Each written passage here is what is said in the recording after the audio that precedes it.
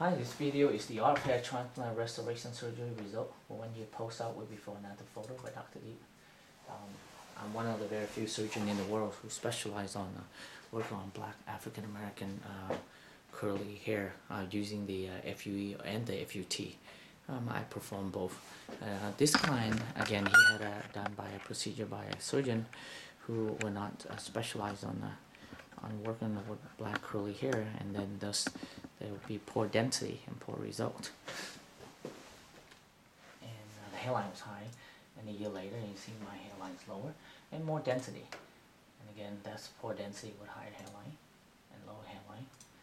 Again, higher hairline with poor density, lower hairline with better density. And you can see how bald it was, and a year later. And this client has nice curly hair, and actually from Cameroon to be exact.